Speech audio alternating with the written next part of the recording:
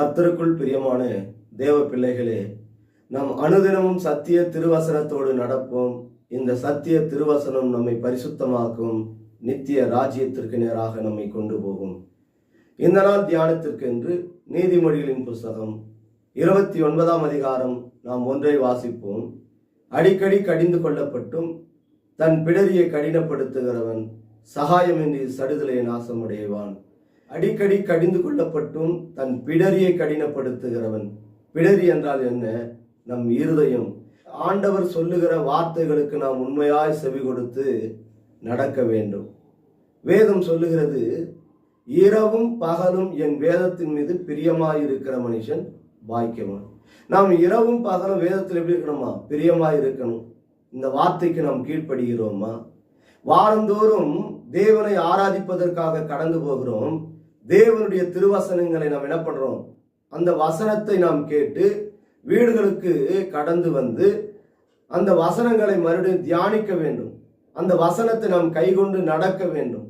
வார்த்தைகளுக்கு நாம் உண்மையாய் செவி கொடுக்க வேண்டும்.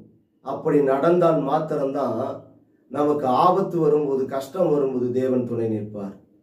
அந்த வார்த்தைகளுக்கு நாம் செவி கொடுத்து நடக்காமல் கீழ்ப்படியாமை உள்ள பிள்ளைகளாய் இருப்போமானால் அவருடைய கற்பனையும் கட்டளைகளையும் கைகொண்டு நடக்க வேண்டும் என்று வேதம் சொல்லுகிறது. அவர் கூப்பிடும் போது நம் செவிகளை திறந்து வார்த்தைகளுக்கு என்ன பண்ணணுமா? செவி கொடுத்து கேட்க வேண்டும். ஏசப்பா ஒவ்வொரு நாளும் வார்த்தையினாலே நம்மை கடிந்து கொள்ளுகிறார். வசனத்தை கைகொண்டு நடங்க, இரவும் பகல் வேதத்தை தியானிங்க, இடைவிடாமல் ஜபம் செய்யுங்க, விழித்திருந்து ஜபம் செய்யுங்க, மற்றவர்களுக்காக திறப்பில் நின்று ஜபம் செய்யுங்க.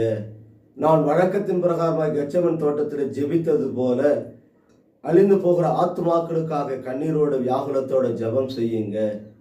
தேவனுடைய நீதியை செய்யுங்க. முதலாவது கர்த்தரை அன்பு கூறுங்க. இந்த உலகத்தை நேசிக்காதீங்க. லௌகிக கவலை இருதயத்தில் வேண்டாம். பண ஆசை வேண்டாம். பொருளாசைகள் வேண்டாம். கர்த்தருக்கு பிரியமாயிருங்க.